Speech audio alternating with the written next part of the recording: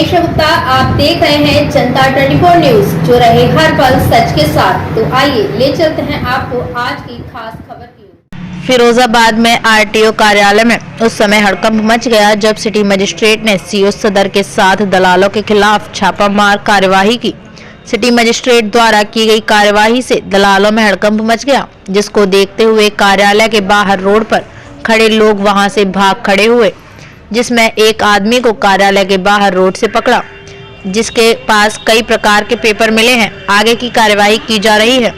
बताया गया है कि व्यापार मंडल द्वारा शिकायत की गई थी कि आरटीओ ऑफिस में चरम सीमा पर दलाली का कार्य जारी है, जिसको लेकर आज छापेमार कार्यवाही की गई। बताया है कि कार्यालय के अंदर कोई दलाल किस्म का व्यक्ति नहीं पाया गया। ब्यूरो रिपोर्ट, फिरोजाबाद, जनता 24 न्यूज। रिपोर्टर गौरव राठौर। चूँकि एक व्यापार मंडल द्वारा जो है एक आईआर डाला गया था कि यहाँ पे दलाल लोग हावी हैं, तो उसी क्रम में जो है आज हम और हमारे सीओ द्वारा जो है टीम जो किया गया और देखते ही काफ़ी लोग भाग गए, लेकिन एक आदमी पकड़ा गया है जिसके पास 8-10 पेपर हैं जो काम कराने के लिए लाया था। उसको जो है ऑफिस के बाहर उसको अटैच कर दिया, मतलब उसको जो है थाने को सूट कर दिया गया। कार्यालय में किस तरह की कार्रवाई नहीं रही? आरटीओ कार्यालय में किस तरह कोई इस तरह कोई? आरटीओ कार्यालय में तो इस तरह नहीं मिला, क्योंकि हम आरटीओ कार्यालय में भी हम लोग देखे, यहाँ पे इस तरह प्रकरण नहीं आया।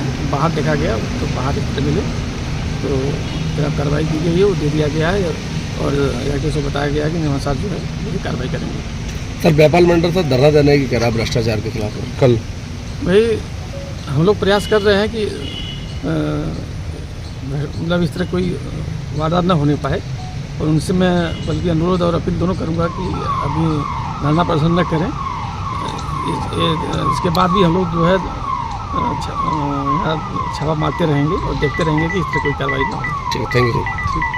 कुछ देर पहले हमारे कार्यालय में हमारे जो सिटी मजिस्ट्रेट महोदय हैं और सीओ सदर महोदय हैं, ये दोनों लोग आए थे और कुछ फोर्स के साथ आए थे। ऐसी कुछ शिकायतें बता रहे हैं कि प्राप्त हुई थी कि कार्यालय में बाहरी व्यक्ति ज़्यादा आते जाते हैं।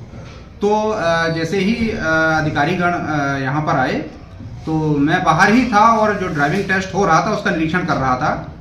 तो मैं उनके साथ गया और पूरे कार्यालय के प्रत्येक पटल का मैंने निरीक्षण करवाया। इसके साथ ही जो भी आवेदक कार्यालय में थे उन सभी को बुलाकर के पूछताछ की गई कि वो सब किस कार्य के लिए आए हैं।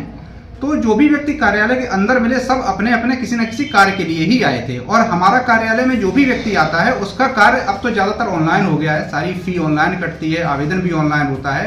सिर्फ कुछ मामलों में जहां गाड़ी सीन होनी है या कोई एफिडेविट लेना है तो उसके लिए ही जो वाहन स्वामी है वो कार्यालय में आता है। तो इसी तरह के कार्य के लिए वो यहाँ पर आए हुए थे। कुछ लोग लाइसेंस का बायोमेट्रिक कराने या टेस्ट देने भी आए हुए थे, कुछ लोग अपनी गाड़ी फिटनेस के लिए या अन्य काम के लिए सीन कराने आए थे। तो कार्यालय परिसर के अंदर कोई भी ऐसा व्यक्ति नहीं पाया गया जो किसी तरह का अनधिकृत कार्य करता हो, सभी आवेदक ही थे।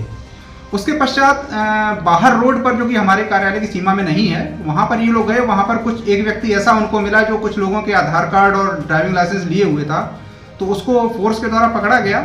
तो उसके कागज हमको दिए गए हैं, तो हम उसके अगर उसकी जो पूरी जो रिपोर्ट है हमारी, जो भी उचित होगा तो उस तरह की हम थाने को भेजेंगे, क्योंकि वो व्यक्ति हमारे कोई संज्ञान में नहीं, ना हमारे कोई जानने वाला है, ना कार्यालय में का कोई कर्मचारी है। वो व्यक्ति बाहर पकड़ा गया है।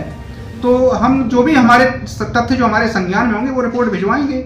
हमारे कार्यालय में तो इस तरह की कोई भी चीज़ संज्ञान में नहीं आई है कि जो कि जिस पर की प्रश्न उठाया जा सकता हो। सर, व्यापार मंडल के लोग कार्यालय के अंदर धरना देने की बात कर रहे हैं, आखिरकार प्रकरण क्या है?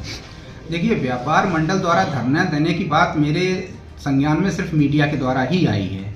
कभी कोई व्यापार मंडल का सदस्य मुझसे पिछले 1 महीने से या उससे ज़्यादा समय से मैं हूँ, मुझसे नहीं मिला कभी किसी कार्य के लिए।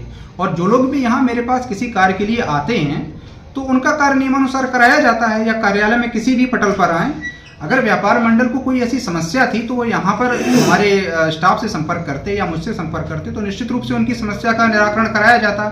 लेकिन ये चीज़ तो मेरी भी समझ में नहीं आ रही है कि सिर्फ जो है यहाँ पर बिना यहाँ कोई समस्या अपनी बताए और धरना प्रदर्शन की बात मीडिया के माध्यम से आ रही है, तो इसका क्या उद्देश्य है ये तो मेरी भी समझ में नहीं आ रहा है। समस्या क्या है ये जब मिलकर के बताते मुझे तो मुझे समझ में आता, मुझे कुछ बताया नहीं है उन्होंने कि क्या समस्या है। ठीक है सर, ठीक।